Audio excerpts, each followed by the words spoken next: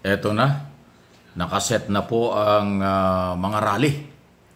Hindi ho rally ito ng anti-Marcos o rally ng mga bumabatikos kay Pangulong Marcos. Ito ay rally ng mga nagmamahal, nagmamalasakit sa ating bayan at sa ating Pangulo. Dalawa na po yung nakaset na schedule. Rally sa May 6. Yan po ay tungkol sa ICC. Ito yung grupo po ng mga pro-administration at pro-Filipino people. Kaya sila ay naniniwala ang ICC ay panahon na.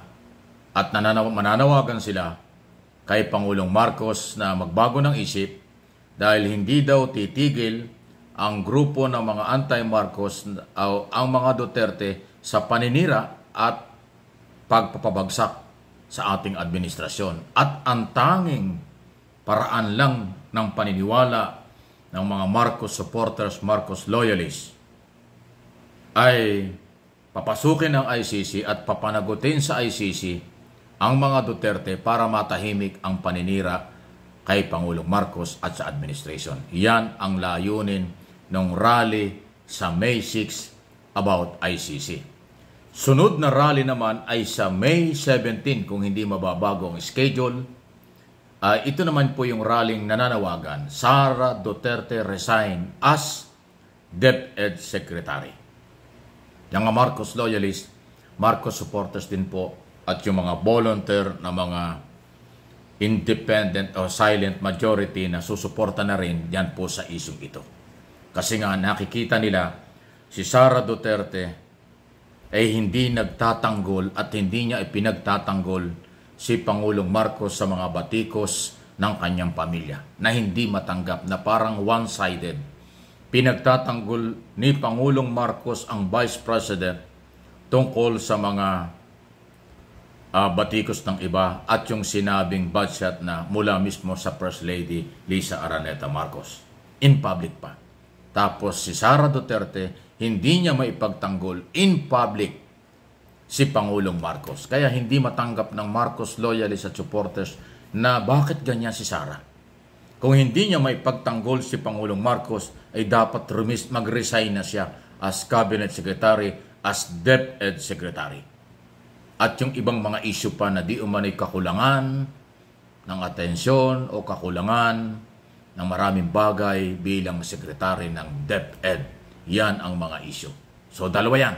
May 6, May 17. Yung May 17, mukhang mas malaki yun. Okay? Na nagbalak dati sa DepEd office dyan sa may Ultra Pasig. Pero lately, gustong baguhin nila sa Liwasang Bonifacio dahil baka daw mas marami hindi magkasya sa Ultra o doon sa harap ng DepEd. Kaya Liwasang Bonifacio, legal na lugar, Freedom Park, at saka malaki-laking lugar yan. So, tingnan natin.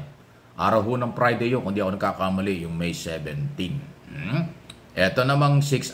Bukas na yan. Di ba? Bukas na yan, Lunes na Lunes. At mukhang sa Senado pa gagawin yan. Ayun. Okay? So, yung mga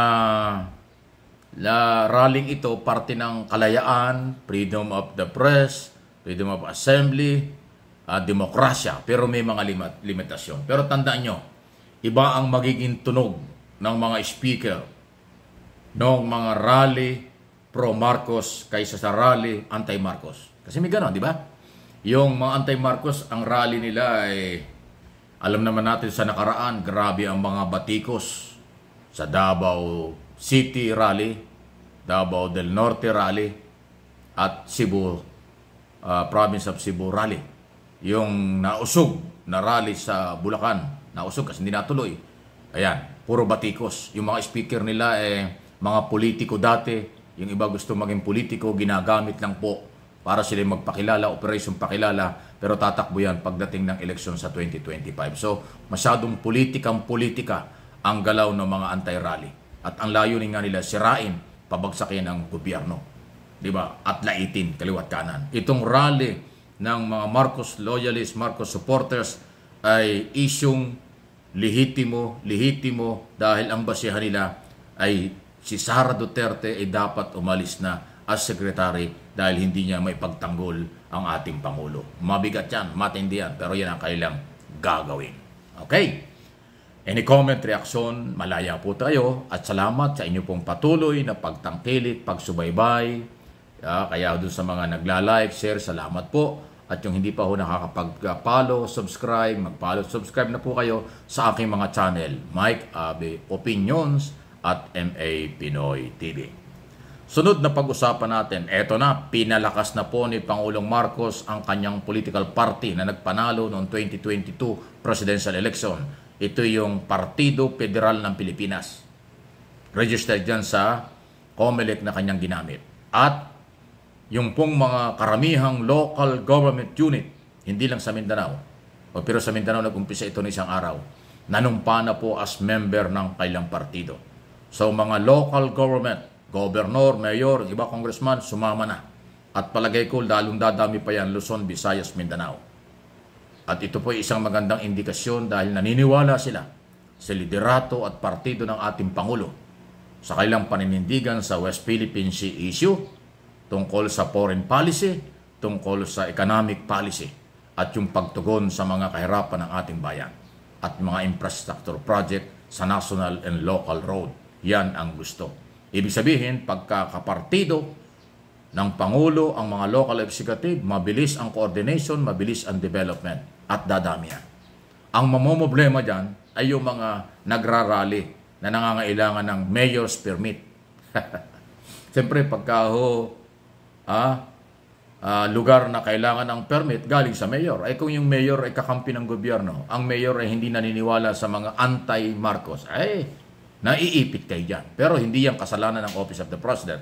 Dahil sa ilalim ng Local Government Code, alam yan ng lahat ng local official, from governor down to mga barangay chairman, sila ay merong authority na mag-issue or mag-deny ng mga permit tungkol sa rally. At marami pang batas at kapangyarihan sa ilalim ng Local Government Code ang local executive. Hindi po paglabag sa batas at hindi po utos ng Malacanang ang anumang magiging desisyon ng local government tungkol sa pag-deny o pag-approve ng mga permit sa mga rally. Ayan. Okay? Para maliwanagan nyo. At marami pa ho na responsibilidad ang local. So itong pagpapalakas ng partido politikal o Partido Federal ng Pilipinas, ngayon, after 2 years, nila ginawa. Lumantad at ang Pangulo mismo nandoon. Parang doon sa unang taon o 1.5 years, hindi masyadong lumutang ang partido ng Pangulo. Nag-concentrate ang Pangulo sa ma-establish ang kanyang gobyerno sa local, national at international community. Ngayong established na, dahan-dahan niya ng pinalalakas ang kanyang partido. Maganda yan.